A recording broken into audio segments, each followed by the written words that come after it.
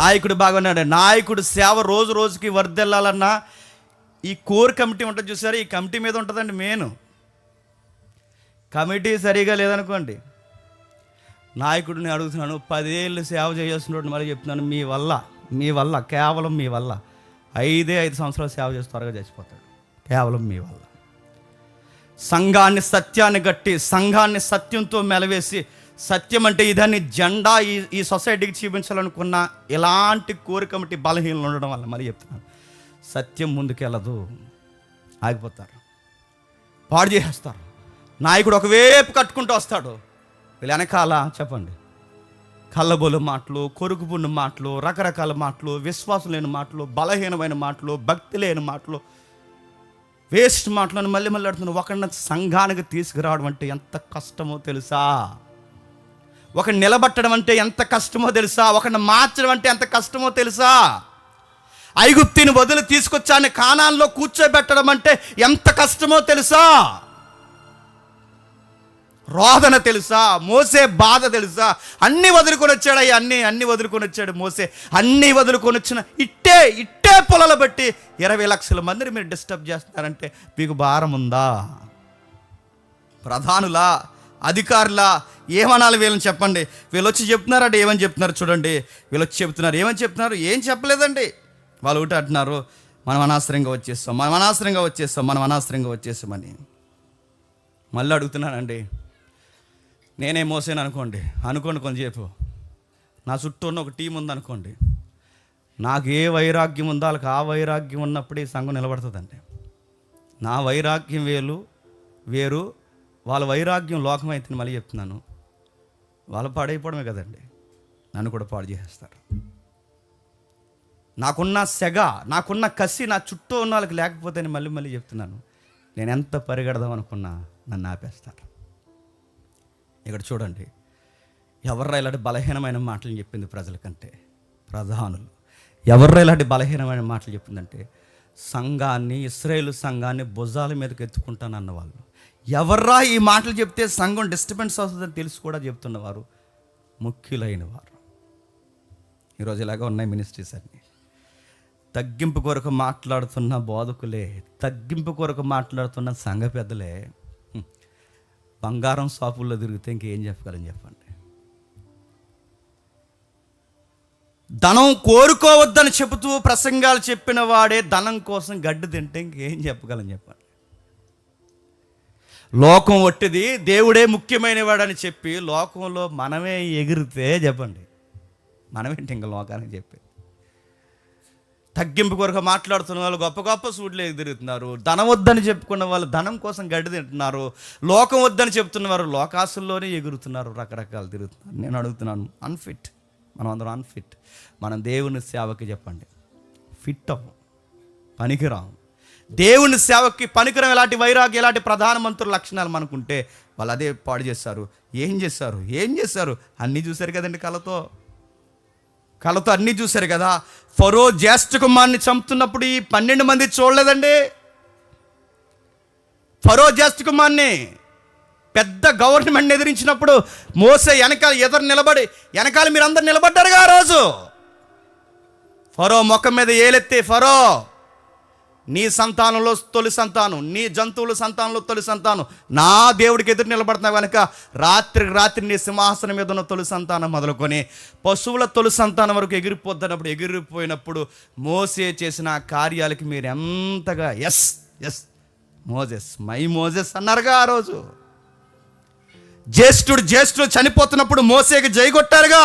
Nile నది రక్తముగా మారిపోయినప్పుడు yes my saviour అన్నారుగా. ఏమైంది? అదంతా ఎర్ర సముద్రాన్ని పాయలు చేసినప్పుడు ప్రజలు అద్భుతంగా ఆ ఎర్ర సముద్రం మీద నడిచెళ్ళిపోతున్నప్పుడు మోసేకి సపోర్ట్గా నిలబడ్డారుగా. ఏమైంది మీ అందరికీ? పాలస్తీనాకు దగ్గరకు వచ్చే సమయానికి ఏమైంది?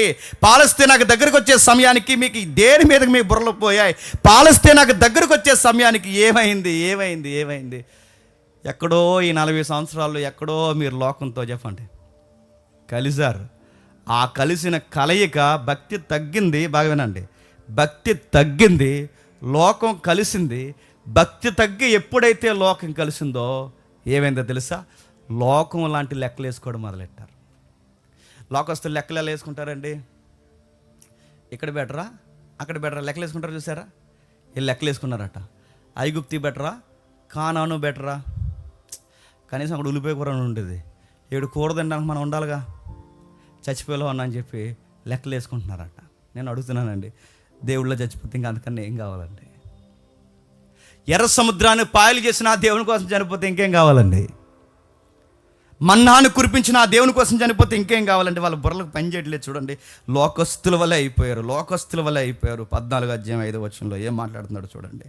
మోసే అహరోనులు ఇశ్రాయేలు సర్వ సమాజం సంఘం ఎదుట ఎందుకు సాగిలపడ్డాడు చెప్పండి? ఎందుకు సాగిలపడ్డాడు చెప్పండి? వీళ్ళని నమ్ముకున్నందుకు, వీళ్ళ ఇన్ఫర్మేషన్ కరెక్ట్గా వస్తుందని అనుకున్నందుకు, వీళ్ళు వచ్చి సరైన ఇన్ఫర్మేషన్ ఇస్తారు అనుకున్నందుకు, కేవలం వీళ్ళని నమ్ముకున్నందుకు ప్రజల ముందు ఏం చేశారు చెప్పండి? ఆయన తప్పు లేకపోయినా చెప్పండి, తప్పు అయిపోయిందని సాష్టాంగ పడిపోయాడు, బతిమలాడుకుంటున్నాడు. నేను అడుగుతున్నాను, నాయకుడికి ఏ నాయకుడికి అలాంటి గతి రాకూడదంటే సంఘం వెళ్ళిపోతుందంట అని అడుగుతున్నాను. వీళ్ళు ఎట్టిన ఈ 10 మంది పెట్టిన ఈ పొలలకి, ఈ 10 మంది పెట్టిన ఈ పొలలకి సంఘం వెళ్ళిపోతుంటే, సంఘం వెళ్ళిపోద్దని సంఘం ముందు సాష్టాంగ పడుతున్నాడంటే వీళ్ళ భార్యలకి, వీళ్ళ పిల్లలకి, ఈ 10 మంది పిల్లలకి, వీళ్ళ కుటుంబాలకి మంచిదా చెప్పండి? సాష్టాంగ పడుతుంది. దయచేసి వెళ్ళకండి ప్లీజ్, అది కాదు, వెళ్ళకండి ప్లీజ్. నేను ఎందుకు చెప్తాను వినండి. కానాను దేవుడు మనకిస్తాడంటే నువ్వే కదా. మేము మొన్న నుంచి అడుగుతున్నప్పుడల్లా అన్నయ్యలు వస్తారు, అన్నయ్యలు వస్తారు. ఎవరు అన్నయ్యలు? 10 మంది అన్నయ్యలు వస్తారు, లీడర్స్ వస్తారు, ప్రధానమంత్రులు వస్తారని మాట్లాడితే వాళ్ళనే కదా చూపించావు. ఇప్పుడు వాళ్ళు వచ్చే చెబుతున్నారు, మళ్ళీ ఇప్పుడు వాళ్ళు వచ్చి అలా చెప్పినప్పుడు ఇంకా మాకేంటి ప్రూఫ్ ఏంటి మాకు? అందుకే మేము ఉండం, మేము వెళ్ళిపోతున్నాం ఈజిప్ట్. ఉంటే నువ్వు ఉండి ఐగుప్తికి మేము వెళుతున్నాం. మోజెస్ నువ్వు ఉంటే ఉండి మేము వెళ్ళిపోతున్నాం అని చెప్పి ఎంత భయం లేకుండా చెప్తున్నారు చూడండి. వెళ్ళిపోకండి. నాకు నిజంగా అక్కడ లేం కానండి, మనం ఏ ఫిన్హాస్ లాగా అయిపోతున్నాను నేను అక్కడ ఉంటే కనుక. నిజంగా లేం కానీ చూడండి, వాళ్ళ అనే మాటలు అవి కనబడవండి. వాళ్ళ అనే మాటలు ఎలా ఉన్నాయి చూడండి. 4వ వచనం ఎంత బాధేస్తుంది చూడండి. వారు మనం ఒక నాయకుని నియమించుకుని ఐగుప్తునకు తిరిగి వెళుదుమని ఒకరితో ఒకడు చెప్పుకునగా ఏం పెట్టుకుంటున్నారట వాళ్ళు? ఏంటట? ఒక నాయకుడిని నియమించుకొని ఐగుప్తునకు తిరిగి వెళుదుమని. ఏంటట? ఒక నాయకుడిని నియమించుకుంటారంట. నేను అడుగుతున్నాను, వీళ్ళకి అర్థమైంది ఏంటి చెప్పనా? రూట్ గుర్తుంది. నా మాటలు అర్థమవుతలేదు. ఏ ఐగుప్తి నుంచి వచ్చారో ఆ రూట్ వీళ్ళకి గుర్తుంది. ఎలాగెళ్ళాలో అన్నీ గుర్తున్నాయి, అనుభవాలు అని ఉన్నాయి. ఏ అరణ్యం గుండా వచ్చారని తెలుసు. కానీ నడవాలంటే ఒక నాయకుడు ఉండాలన్న సూత్రం బాగానే అర్థమైందండి. ఈ పాడైపోయే వాళ్ళందరికీ ఏమర్థమవుతుందో చెప్పనా? వీళ్ళందరూ కలిసి లీడర్ని ఏర్పాటు చేసుకుంటారన్నమాట. గాలిడు ఎవడో ఉంటాడు కదా, గాలి కొట్టంగాడు, ఆడు నిలబెట్టి మా ముందు నడు, నువ్వు నీ వెనకాల మేము ఉంటాం, మోసే ఎవడకు కావాలి అన్నారంట. నేను అడుగుతున్నాను, ఇదే నాయకత్వం ఎర్ర సముద్రం ముందనాల్సింది. మళ్ళీ చెప్తున్నాను, ఇదే నాయకత్వం ఎర్ర సముద్రం ముందనాల్సింది. ఫరో రథాల కింద కొట్టుకుపోతారు ఆ రోజు. ఇవే నాయకత్వ లక్షణాలు మన్నా పడుతున్నప్పుడు అనాల్సిందే. ధైర్యంతో ఒక మాట అంటున్నాను, ఈ సందర్భంలో నిలబడి ఒక మాట అంటున్నాను. ధైర్యంతో ఈ మాట మోసే యొక్క బాధను భుజాల మీద వేసుకుని ఒక మాట అంటున్నాను. మీరు నాయకుడిని తెచ్చుకోవచ్చుగాక, మీరు మళ్ళీ ఐగుప్తికి తిరిగి వెళ్ళొచ్చుగాక, మీకు తెలిసిన మార్గాల గుండా, అనుభవాల గుండా మీరు వెళ్ళొచ్చుగాక. కానీ అన్ని నాయకుడిని తెచ్చుకోగలరు, ఐగుప్తిని తెచ్చుకోగలరు, రూట్ మ్యాప్ తెచ్చుకోగలరు, అన్నీ తెచ్చుకోగలరు కాక. కానీ మోసే కూడా ఉంటున్న ఆ వెలుగుని, మేఘస్తంభాన్ని మీరు కూడా తెచ్చుకోగలరా? అసాధ్యం. మీరు ఎంతమంది నాయకులను పెట్టుకుంటారో పెట్టుకోండి, ఎన్ని గుంపులు ఫామ్ చేసుకుంటారో ఫామ్ చేసుకోండి, వెలుగు మీతో ఉండదు. ఆ వెలుగు ఉండేది ఒకే ఒక్కరితో, మోజెస్తోనే ఉంటుంది. వెనక్కి వెళ్ళిపోతాం, నాయకుని పెట్టుకుంటుంటే వెనక్కి వెళ్ళిపోతాం, నాయకుని పెట్టుకుంటే నాయకుని పెట్టుకోండి. మిమ్మల్ని నడిపించడానికి మేఘం వస్తుందా? దేవుని మహిమ వస్తుందా? దేవుడికి కావలసిన ఆ మనస్సు ఏదైతుందో ఆ సన్నిధి మీకు కూడా వస్తుందా? రాదు గాక రాదు. వీళ్ళకి ధైర్యం ఉంది, వీళ్ళకి తెలియంది ఏడు చెప్పినా వీళ్ళ ధైర్యం ఏమనుకుంటారు? నాయకుడు అనుకుంటున్నారు. ఆ నాయకుడిని నడవాలంటే వెనకాల మేఘస్తంభం ఉండాలిగా, ముందు వెనకాల దేవుని యొక్క మహిమ ఆవహించి ఉండాలిగా. ఏది ఎవడైనా ఎత్తుకుంటే భయం వీళ్ళకి, అలాంటి మీకు నాయకుడేంటి? అక్కడికి వెళ్ళారు, ఆ ఎత్తుకున్నాడట, ఆ ఎత్తుకున్నవాడిని చూసి వీళ్ళకి భయం వేసిందట, ఎత్తుకున్నాడిని చూసి భయం వేసిందట నడుతున్నాను. ఈడు మీకు నాయకుడు, పిరిగి సన్నాసిగాడు ఈ నాయకుడు. ఏదైనా ఎత్తుకుంటే భయం, లాంగ్ ఉంటే భయం, ఏదో ఉంటే భయం ఏంటి? నాయకుడికి కావాల్సింది చెప్పిన ధైర్యం. ఆడు ఎత్తున్నా తాళ్లాగున్నా ఆడు ఎవడైనా సరే, ఆడు ఎదురుకున్నది మంత్రి అయినా ఎవడైనా సరే, ఆడు ఎదురుకున్నది ఎవడైనా, నేను సత్యం చెబుతాను, నా దేవుడు పరలోకం కోసం మాట్లాడమన్నాడు, నా దేవుడు హీలింగ్ కోసం, బ్లెస్సింగ్స్ కోసం కాదు. దేవుడు ఈ లోకాన్ని ద్వేషించమని చెప్పాడు, ఈ లోకానికి ఎదురు నిలబడమని చెప్పాడు. ఇదిగో నేను అదే ప్రకటిస్తున్నాను. నువ్వు ఎవడవైనా సరే నా దేవుడు ఇది చెప్పమన్నాడు, ఇది నేను చెప్తున్నానని చెప్పే నాయకుడు కావాలి. చెప్పగలడా మీ నాయకుడు?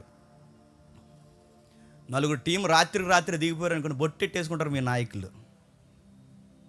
కానీ మోసే బొట్టెట్టుకోడు. చెప్పండి, ఎదురు నిలబడతాడు. మళ్ళీ చెప్తున్నాను, నాయకుడికి కావాల్సిన గుండె, ధైర్యం గుండె, ఆ గుండె దేవుడు మోసగిచ్చాడు.